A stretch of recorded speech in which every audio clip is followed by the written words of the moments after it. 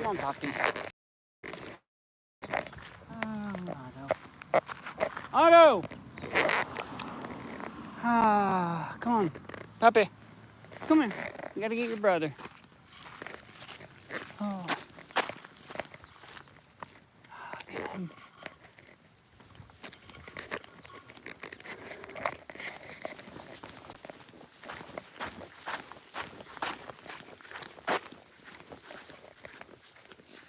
Here she is, Papa.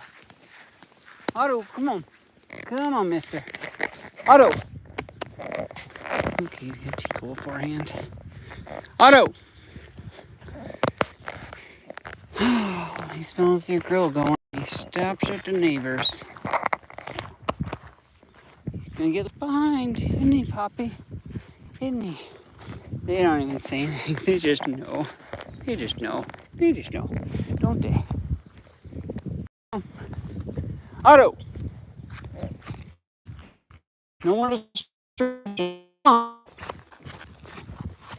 Poppy's here. Oh. Otto! Come! Otto! Come on. He knows what's happening. He knows. He knows. Now, will he come? Will he come? There he is. Arr. Took you long enough, numbskull. Yeah. Your sister's here. She's ready. And you just being the lazy bones back there. Stopping at your friend's house to go get some barbecue. Let's go on the walk and then we'll stop over at their house. So you went Birdie. Dave was out there making dinner. Oh, more doggies out. Papa, you get it. You get it. Come on. Both of you. Otto. Oh, he's just gonna go. You don't listen. You don't listen. Oh, gosh darn him. Nobody listens now. Otto! He's going to get the styrofoam cup. She's waiting for you two. Oh, nobody. Oh, you're just going around and walked in. Puppy! Otto! Come on. Come on. Nobody's paying attention.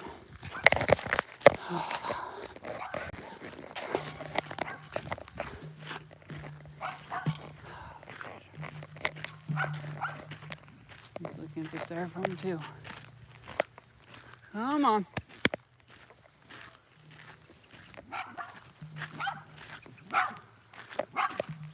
Oh, that's why she was holding him. That's why.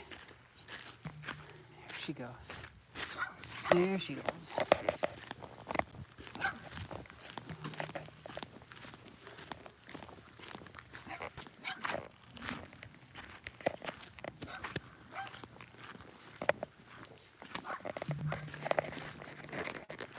Quite the sorry state of a walk. Everybody getting lost, distracted. Nobody can pay attention for 1 minute. Yeah. Well, since we're alive, had a busy day at work. I am working on a couple things. Working on putting up a Jimmy Carter watch. It's got his feet as the hands, and it looks like he's running really fast or kicking. This is kind of ugly cartoon with a bald head. It says Jimmy 65, 66, I think. It must have been some sort of campaign promo swag they threw out.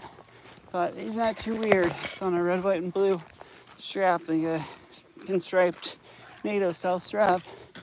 And then a Nixon campaign watch comes in 3-4 days later. too weird. Just something so odd. You don't see anything your whole life, and then boom, 1, 2, punch.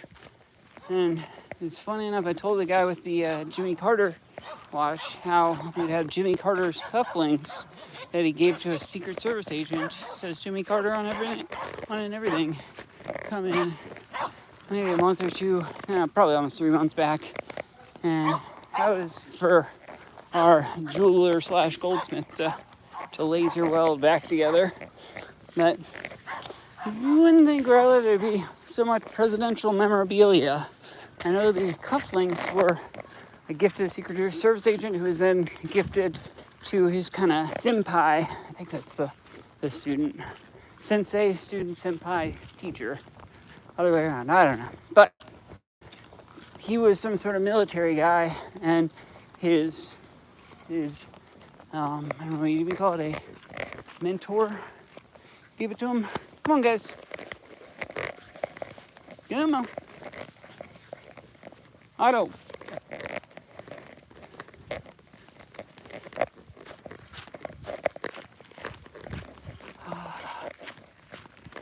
You're a good girl, Poppy, aren't you? Otto, not so much. There you go. Oh. So that's how the cufflinks came to be. Then Jimmy Carter was a friend who just gifted it to his other friend. Must have bought it on eBay or online somewhere. But still very funny. These two little presidential campaign watches. They don't do that nowadays. Trump tries to sell you $100,000 tourbillon. Or it's funny, actually, I didn't get to do it, and I was really disappointed. Somebody came in with one of the Trump watches, not the $100,000 one, but the cheap one. Not that cheap, like $600-700, I think. But somebody brought it in to get size. I was really disappointed. I didn't want to be all nosy, hey, can I get a picture or video with it? But it's kind of funny. So I know at least one of them has sold. I don't know if all of them have sold. I know there's only 147 of the tourbillons, and I guess only 146 since DJT got numero uno. But it is pretty funny to see somebody buy. It's probably of equal, probably a little more high quality than the free campaign ones, but it looked pretty similarly cheap. Yeah. But I don't know, all day I see watches that you question somebody's sanity for buying this stuff because it just looks so cheap. It's junk. But the weird thing, people will come in with 3, 4, 5 watches coming in, and they're all in the packaging, all have 20-something links because they give them so that even the morbidly obese can wear it right off the jump. You don't have to send extra links. Just send them all in the bracelet, and they'll pay $8 a pop to get those babies sized, which, I don't know, spending $40-50 just to get a bunch of pretty watches you probably bought from a drop shipper all sized makes me question, but to each their own. It's just kind of crazy. There's so many there's a decent amount of nice, inexpensive watches out there, but yet people wear junk, just trash. Stuff that I consider manufactured trash, where it pretty much was made from the outset with the intention, this will end up in a landfill. This will break and end up in a landfill because it's trashed. Yet they'll sometimes pay $45 to get a movement swap, put in a new, as long as it's not an Netta movement or one of the slightly nicer Swiss movements. But all the Rondos are, I don't know, a couple bucks a piece. A lot of the Japanese quartz movements are a couple bucks, and so it's up being $45 just to swap the dial and hands over, including the parts and labor. And people spend $45 on a watch that sure ain't worth $45. I get the sentimentality of it all, and heck, a lot of people, they come in with old pocket watch and I tell them it's base price of $280 to just service it, Now that's not including if parts are broken or anything. It's just to tear it down, clean it with ultrasonic, replace the mainspring, oil all the pivots, throw that bad baby back together, and sometimes crystal gets thrown in there, or another 45 to 65 plus for crystal. And I was just telling people from the outset, I don't know, some sort of set that, hey, $280, this is worth not that. And they say, oh, it's all right, it's a family piece, I want to keep it good. Or they say, what? I have to tell them, yep, it's really not worth it unless you have some sort of attachment to it. And that's fine if they do, and we service it up for them. But it does shock me when people spend way more than the watch is worth to get it serviced without any sort of connection to it. That's it's kind of the name of the game, I guess. And people like what they like. And little secret of the trade is you end up buying a lot of parts watches, and sometimes it would just make more sense to say, okay, here you go, hand them back the parts watch untouched, and say, okay, here's your watch, just like new, because there's plenty of these old watches out there. I had a Citizen, it's called a Citizen Essence with a high gloss black dial, and the crystal is just kind of a tank square shaped watch, except for the tops were sort of triangular, and so like little points at the top. And I just ended up ordering that exact same model. Use Google Lens, a great tool. I use that constantly in my job, but I found it on Poshmark and bought a new one. And I actually experimented with some dial cleaning, and I was like, okay, well, I have a whole extra one. And I was able to pour out some distilled water and a little drop of soap, and use a paintbrush and just slowly kind of brush the dial, and it came out clean as new. It looked really good, especially for something so high gloss.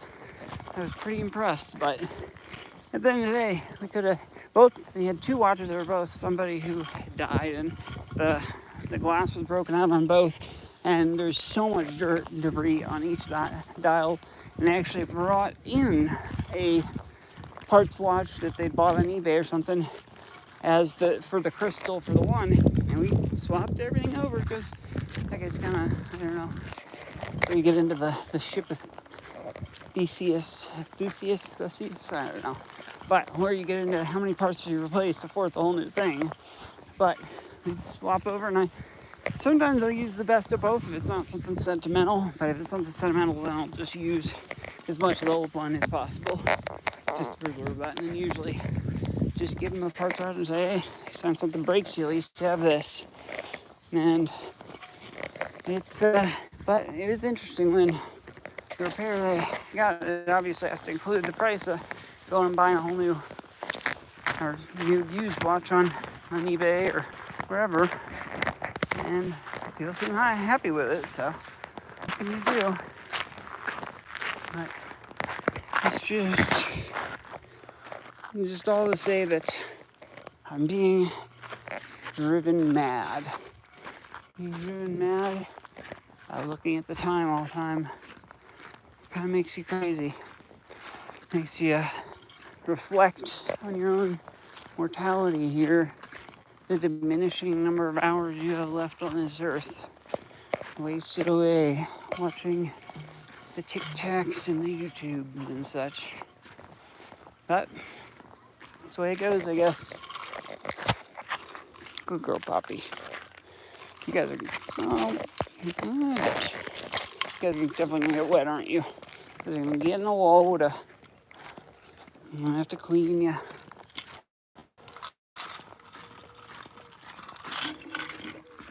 Yeah. I don't think it's helped that a new coworker.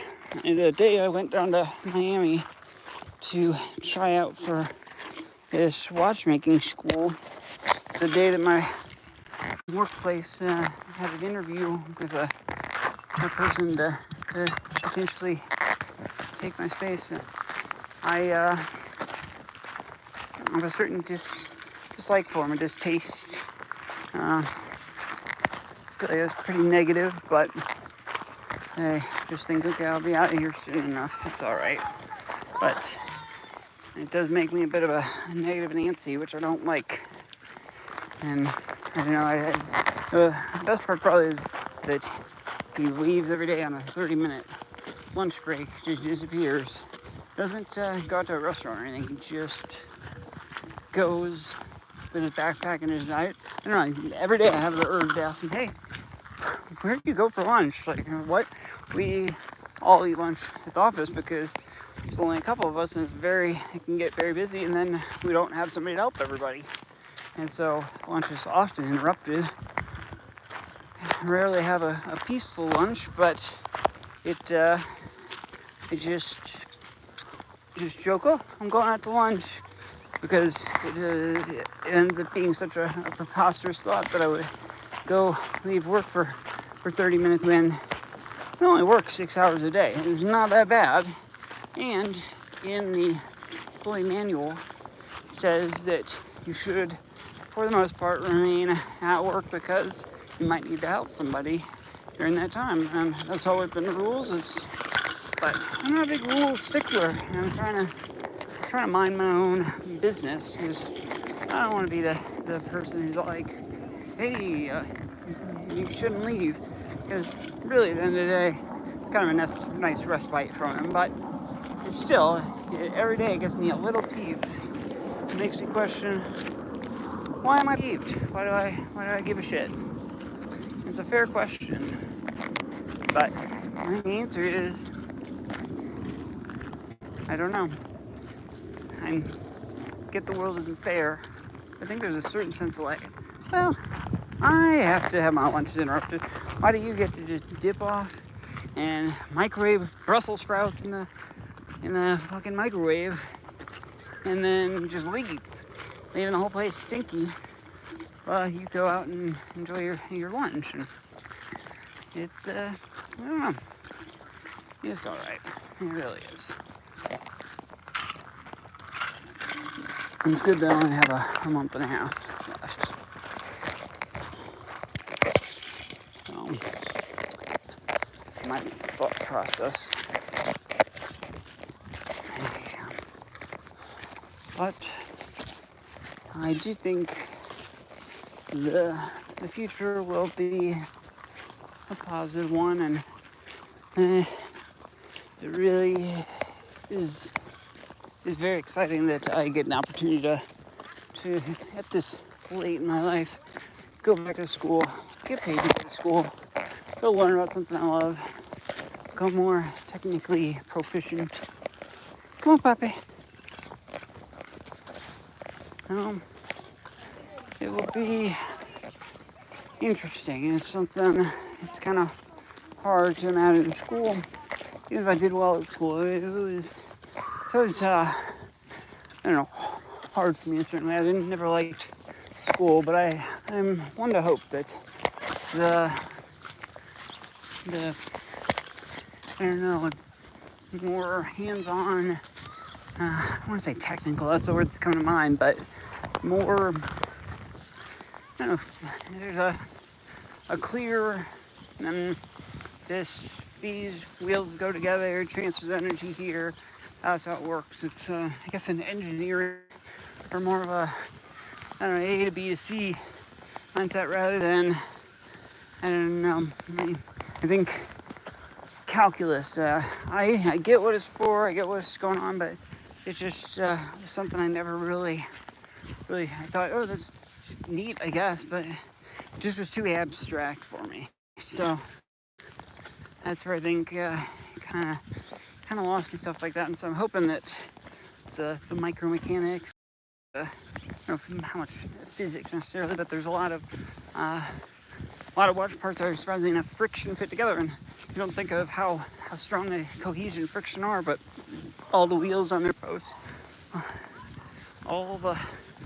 even the bezels, friction fit, and tons of stuff is just friction fit, and it kind of blows my mind, because you think, God, how does it not just all fall apart? But friction is a strong bond, and I think that it will make sense to me. The stuff already from what I've learned, it makes sense to me.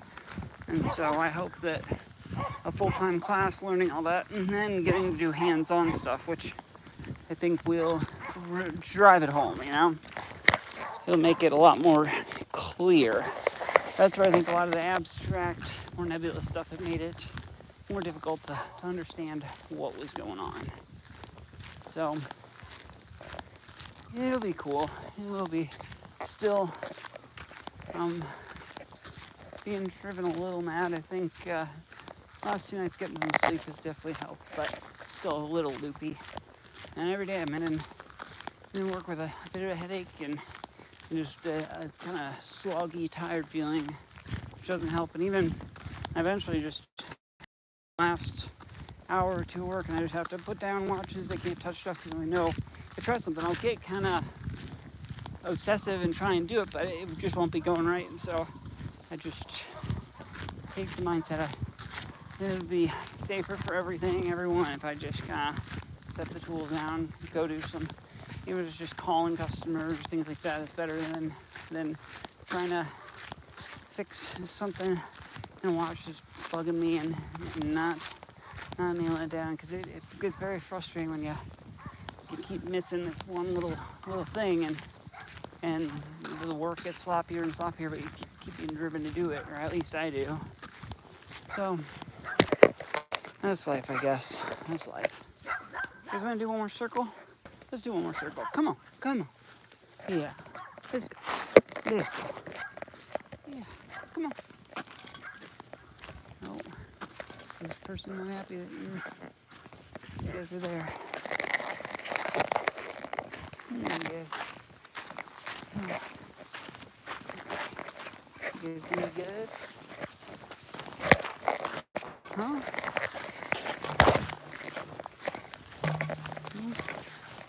Puppy, come on.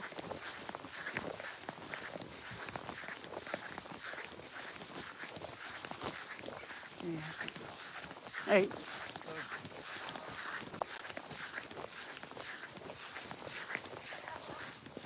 Hopefully Otto comes.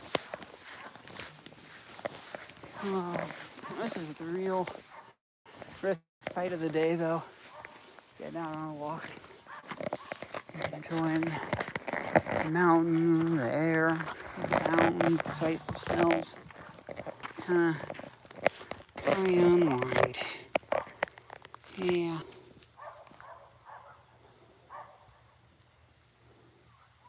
Otto has to say hi to everybody.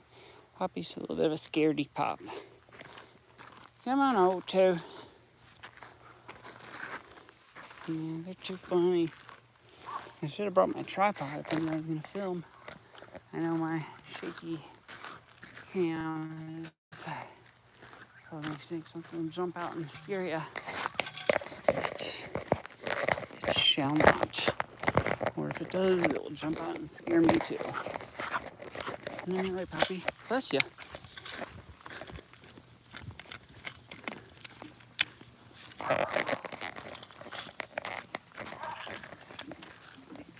Oh, where are we at now? 24. More puppies. Come on, Otto. Come on. Puppy, you too.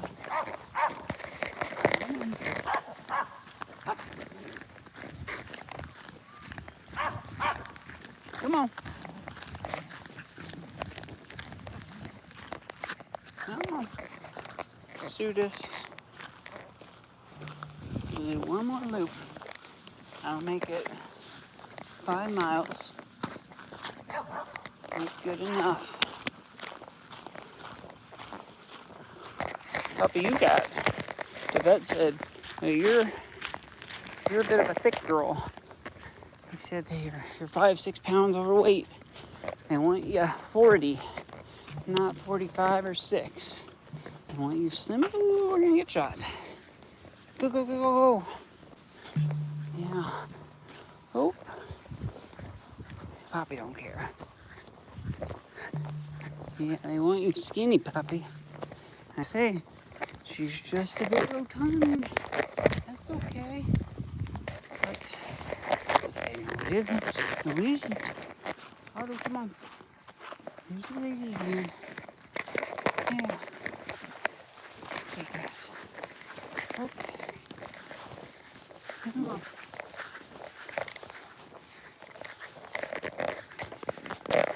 Okay. Get out of their way. Right? Come on. Doggies. Come on, Otto. Happy you too. Come on, Otto. Come on. Oh. Oh, nobody's listening. I know they're listening. Otto.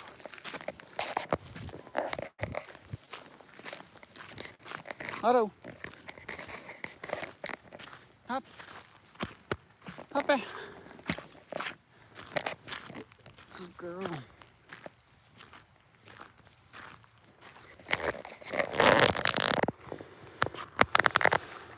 Yep.